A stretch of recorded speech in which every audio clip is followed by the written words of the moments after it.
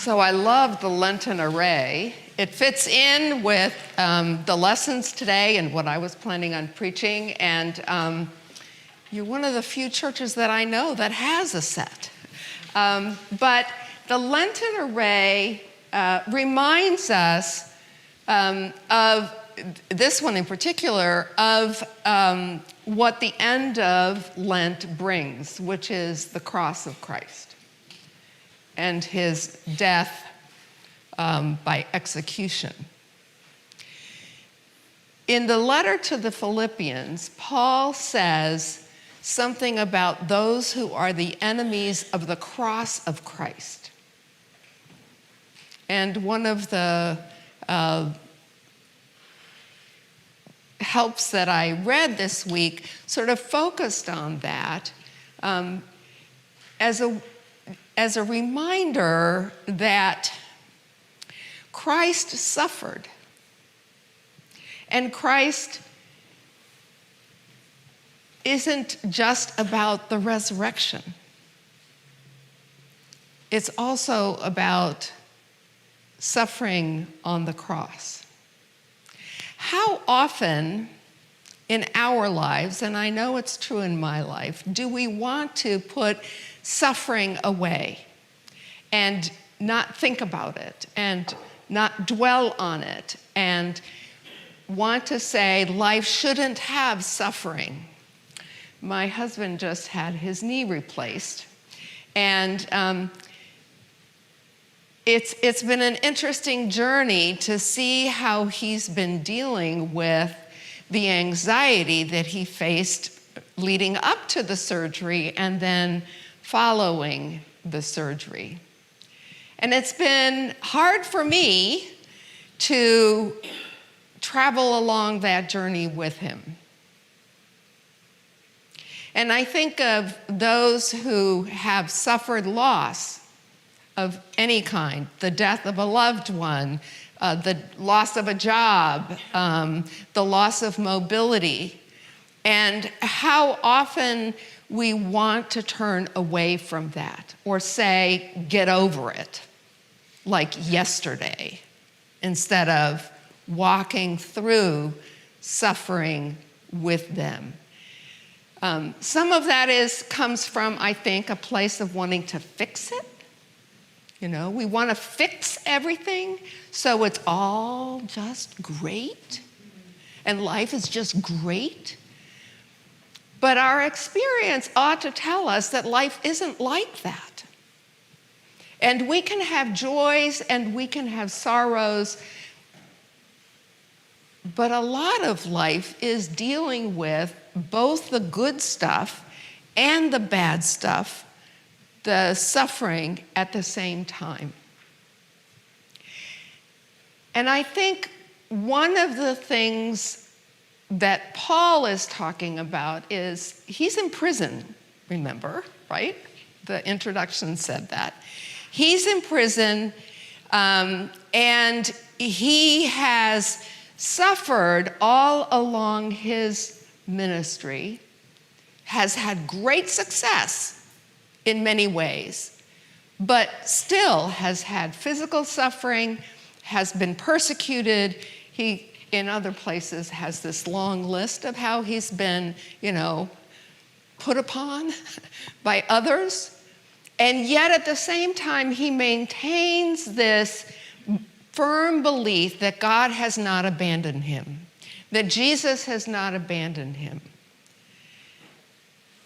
And I think that he believes, and I believe, that the cross tells us God isn't going anywhere when we're in the midst of suffering. Doesn't always fix it, which those of us who want everything fixed can get angry about or depressed about or feel great anxiety about when is it going to be over.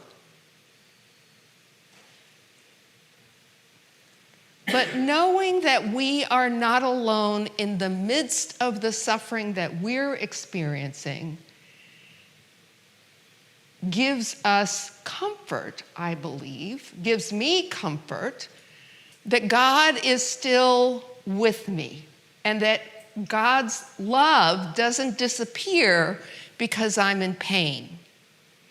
And I'm thinking about, what a parent does when their kid falls down and hurts their knee or scrapes their knee or does something else or is not feeling very well. We don't abandon the kid and say, get over it, yesterday. We comfort them, and yes, we sort of try to fix it, but there are some things that we know it's only time that's going to fix it. And in the meantime, we continue to love them.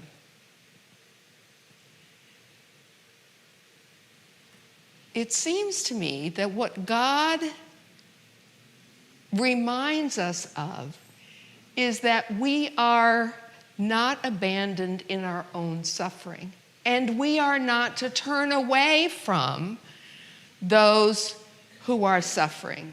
We can do some things to alleviate the suffering. So, get thee to a doctor. If you need to go to a doctor, take the medicine if the doctor gives you medicine. Don't just say, oh no, God's going to take care of it, or it's not that bad.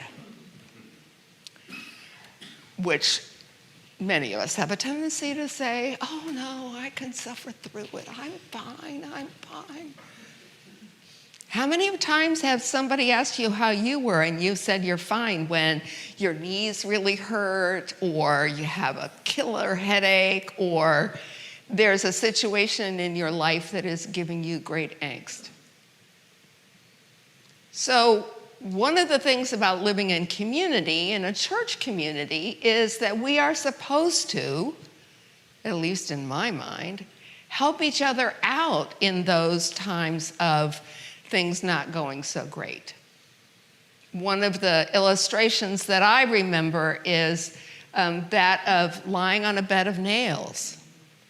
If you step on one nail, it hurts like hell, and you probably will impale your foot. But you can lie on a bed of nails because you're distributing the weight over a lot of different points. And the same thing is true with our own suffering. It gets actually easier if we share the burden.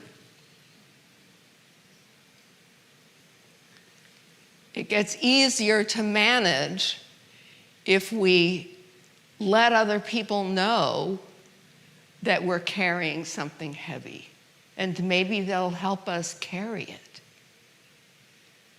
Maybe they'll be with us. That means we have to trust each other, and that we have to be willing to show up when there is suffering. And not say to somebody who's lost something, well, that was a month ago, you should be over it by now. If you've lost somebody that you love, you never really get over it. You learn to live with it, but you never really get over it. Did somebody say to Mary, oh yeah, he's been dead for 3 days, you really ought to get over it? So there are two things I think that we can take from this, which is, one, God is still with us, always, regardless of whether things are going really well or they're not going well.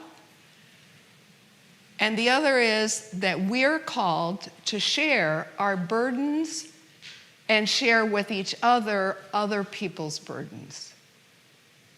And in that way, we can lessen the suffering, but also be in community and let people know that even if we can't do anything about the amount of suffering, they're not alone. That they are loved by us, that they are loved by God, and that they have not been abandoned. Being alone and thinking you have to do it all by yourself is an unreasonable burden, and it's not necessary. I think if we take that posture, we are enemies of the cross of Christ. So, share. Don't turn away. It may be hard. It probably is in some instances really hard. And some of us have a limit to how much we can handle, and so sometimes we need to take a break. And I'm not saying that you have to be there all the time. I've taken some breaks. I'm taking care of my husband. I had to go home at night. Well, the hospital kicked me out, right? So you have to go home and say, yeah, there are other people who can take care of him when I'm not there. So we can share. But even in that, God is with us. God continues to love us. And we can take courage and encouragement in our lives when suffering, not if, but when suffering comes our way. Amen.